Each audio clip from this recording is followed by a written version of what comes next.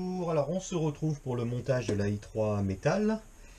Donc on va y aller petit à petit avec des petites vidéos de 10-15 minutes dans lesquelles on va monter chacune des parties. Alors vous ne trouverez pas dans le colis de mode d'emploi, le mode d'emploi est en ligne, hein. C'est un fichier PDF qui est très bien fait, hein. C'est à la limite des montages de meubles d'IKEA.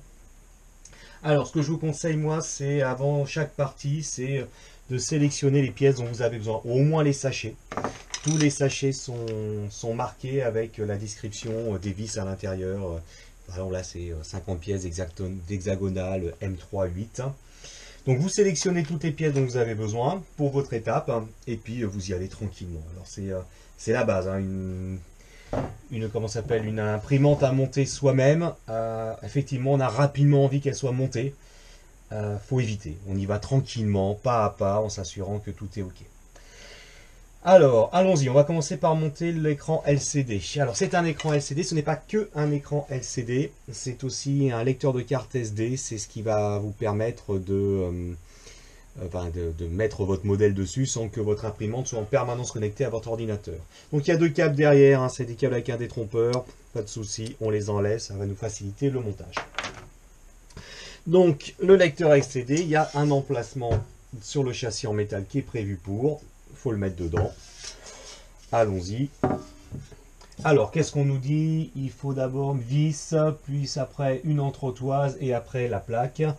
Donc, on est parti. Il faut des vis M3 x 12. Il en faut 4. On va les sortir.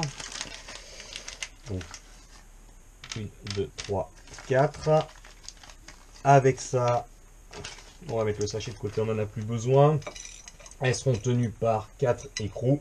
On va les mettre à côté aussi. Et une en désentretoise. Quel format? H3. Diamètre 3, hauteur 5. Diamètre 3, hauteur 5. Elles sont là. Diamètre 3, hauteur 5.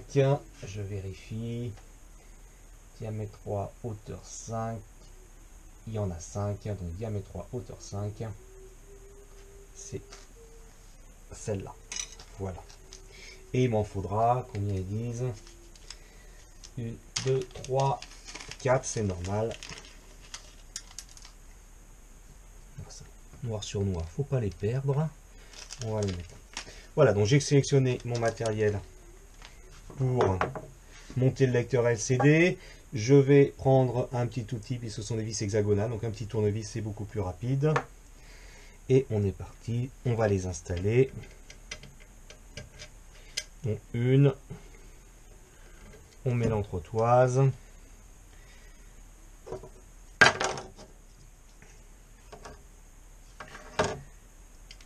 Alors, on va s'y prendre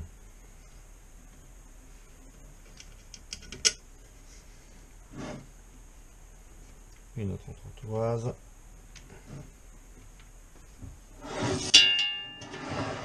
On entend bien le son du métal.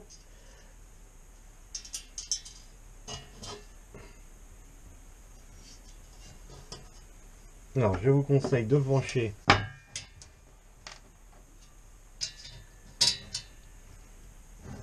l'imprimante un petit peu pour positionner toutes les entretoises.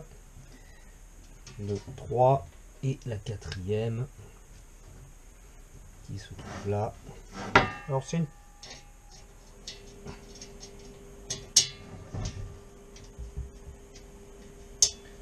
voilà, donc on a penché un peu le châssis pour mettre les 4.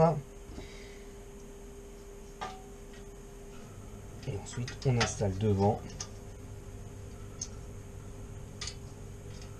le lecteur LCD.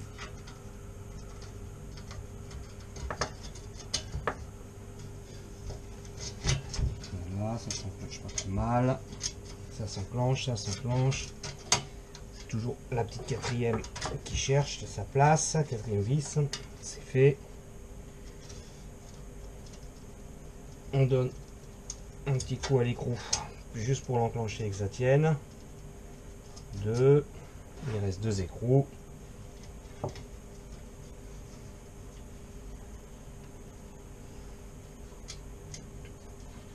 Voilà, on va un petit tour pour que ça accroche. Et le dernier. Voilà. On finit au tournevis. Alors, il précise sur le montage, et ça va de soi, qu'il faut surtout pas forcer, parce que c'est quand même une pièce électronique. Donc, on vit jusqu'à ce que ça tienne, sans vouloir forcément que ça tienne comme si on montait une étagère. Hein. Ça reste un lecteur LCD, un écran LCD. On n'est pas censé y toucher, à part le bouton à tourner et à appuyer de temps en temps, mais pas très fortement. Voilà. Donc le lecteur LCD, l'écran LCD avec son lecteur, c'est fait.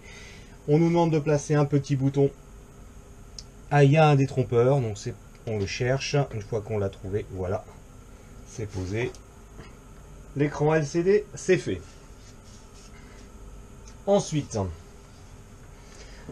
on nous demande de positionner, donc on fait dérouler, deuxième page de la doc, la carte électronique. Alors la carte électronique, je vous la sors, je vous la présente. Voilà, donc c'est l'Imotronic, donc c'est une carte qui a été développée par Emotion Tech. Donc on retrouve 5 moteurs, enfin 5 contrôleurs de moteur. Donc pourquoi 5? Eh ben, vous allez voir, parce que je pense que... ah oui, non, je suis bête, il y a les 5 moteurs. Allons-y. Comment on la positionne? Alors on regarde vaguement au début si ça va fonctionner. Là, je suis bien devant. On me demande, je regarde le plan, a priori, il n'y a pas trop d'ambiguïté à avoir. Il faut bien les placer sur ces 4 points-là.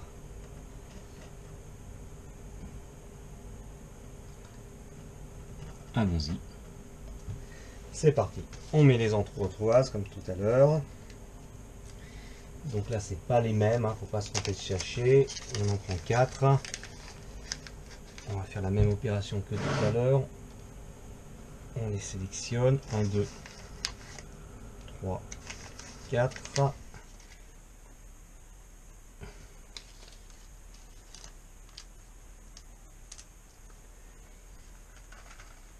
Et il faut aussi...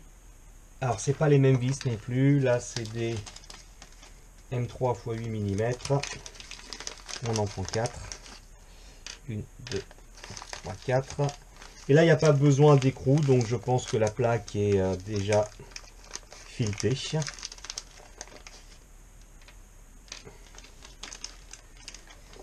Donc on place d'abord les entretoises et après on va placer la plaque par-dessus.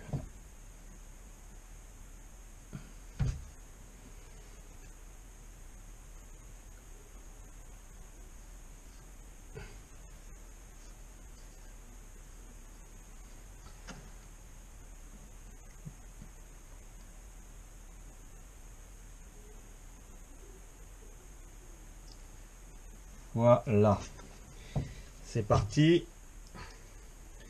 On prend son tournevis hexagonal et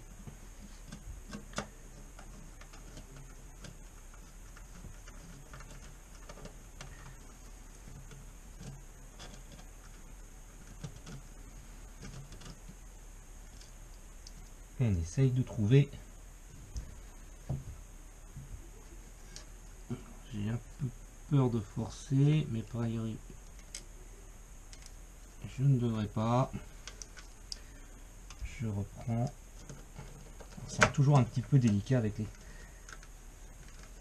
les entretoises. Donc c'est bien du M3. Alors, du M3 x 8 que je prends. Je vais faire un test quand même à vide. J'ai peur de forcer. Encore une fois. Bah non, je n'ai pas peur de forcer, ça rentre parfaitement. Donc on recommence.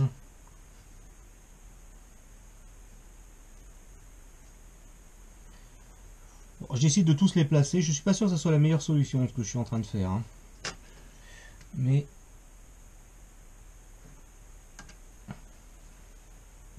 bon, s'il n'y a pas plus intérêt de les placer une par une.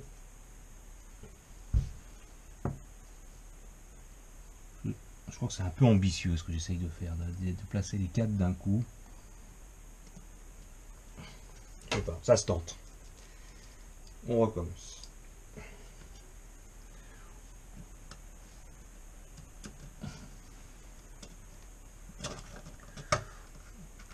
La première est enclenchée. Je pense que c'était ambitieux de placer les 4 d'un coup. Il faut mieux faire effectivement de les repositionner après. La troisième vis. Tac. Je visse un petit peu, j'ai enclenché. L'autre entretoise, on prend son tournevis et on la déplace où il faut. Je vais peut-être commencer par la plus dure, celle qui est la coincée là. Voilà. Ça c'est fait. Et la dernière. Voilà, les 4 sont enclenchés, il n'y a pas de souci. Là je visse un peu mieux la carte pour éviter qu'il y ait du jeu entre les entretoises et la tête de la vis. Voilà.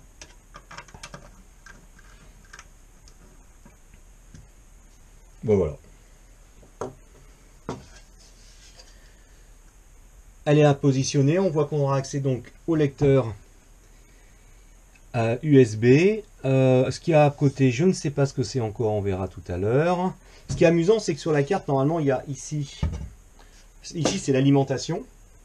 Et on voit qu'elle est inaccessible de l'autre côté. Je pense que les câbles vont passer à l'intérieur sur l'interrupteur qui est là.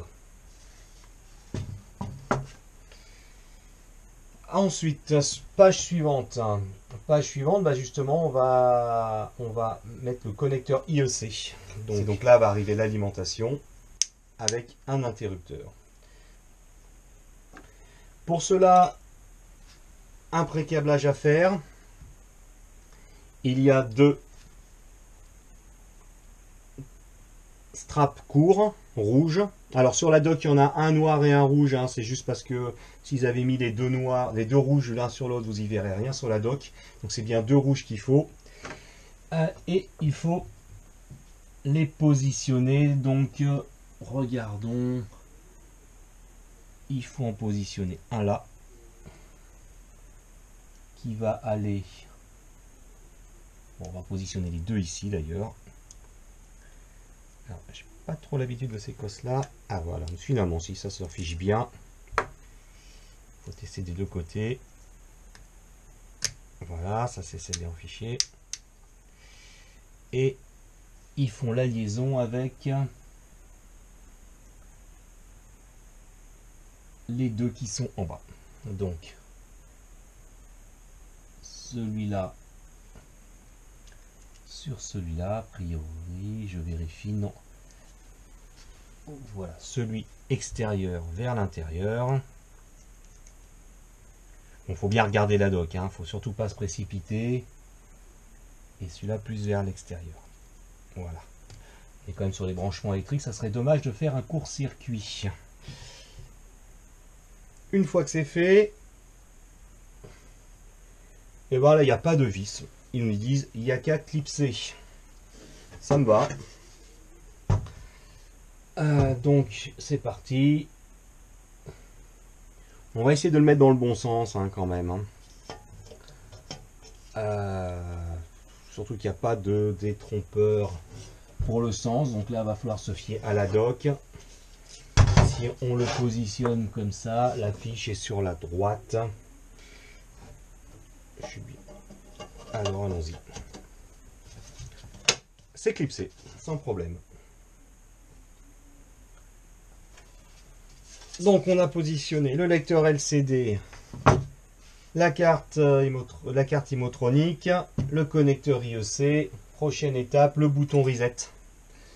Donc c'est simple. Voilà. Alors pourquoi on utilise un bon reset? C'est que des fois on n'a pas trop envie de se prendre la tête, de tout arrêter. On a juste envie de réinitialiser la carte. On appuie là-dessus. Alors il paraît que c'est pas très conseillé. Personnellement, je le fais assez souvent, mais on m'a dit que c'était quand même pas trop conseillé de resetter trop souvent la carte. Bon, ça fait 1 an que je fais ça sur leur ancienne imprimante. Pour l'instant, j'ai pas de soucis. Enfin, sur l'ancienne imprimante, excusez-moi, sur la Micro Delta Reworks. C'est pas leur ancienne imprimante, puisque c'est leur dernière imprimante en Delta de sortie. Bon, bah là, c'est un bouton poussoir, hein, rien de bien sorcier. Hop, on le visse. Et voilà. Bon, la première partie est finie. Rien de très compliqué. La partie la plus compliquée, c'est de bien positionner la carte Imotronic sur ces entretoises. Ça se fait, il faut y aller un petit peu patiemment et ça se fait très bien. Voilà, donc la prochaine sera... Bon, la prochaine, on va commencer à monter, ils nous disent l'axe Y. Bon, bah à bientôt.